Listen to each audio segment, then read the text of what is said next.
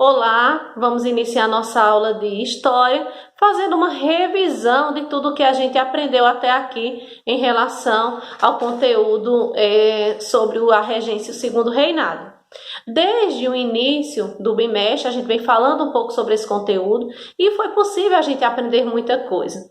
Nós aprendemos que quando Dom Pedro I abdicou do trono, o seu filho, Pedro de Alcântara, tinha apenas 5 anos de idade e não era possível administrar legalmente o nosso país, fazendo assim com que acontecesse o período regencial. Ou seja, por essa razão, o Brasil teve que ser governado por regentes. E esse período foi composto por 4 regências. Nós também falamos um pouco sobre o golpe da maioridade, ao qual a gente descobriu que Dom Pedro II tornou-se de maior, ou seja, atingiu a maioridade apenas com 14 anos, para que ele pudesse assumir o trono. Também nós aprendemos sobre as revoltas regenciais, que essas revoltas aconteceram durante o período regencial, que foi marcado por uma grave crise econômica e social, que atingiu principalmente a população mais pobre e causou insatisfação nas províncias, gerando fortes críticas ao autoritarismo dos regentes e o surgimento de várias rebeliões. Então, a gente tem aí as principais: a cabanagem, que aconteceu no Pará, a Farroupilha, no Rio Grande do Sul, Revolta dos Malês na Bahia, Sabinada também na Bahia e Balaiada no Maranhão.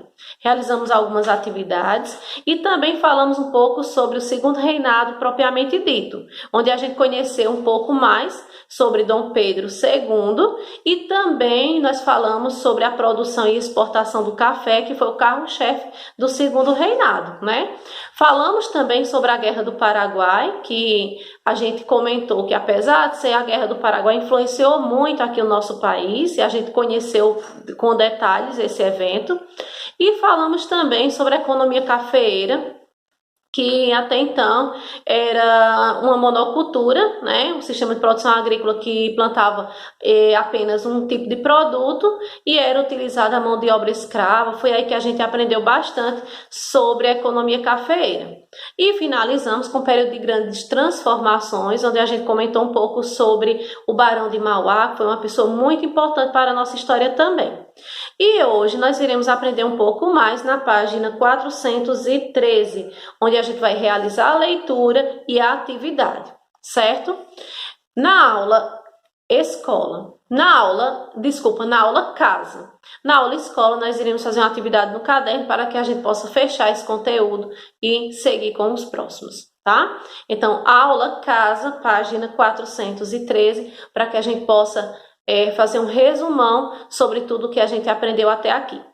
Um grande abraço, até a próxima.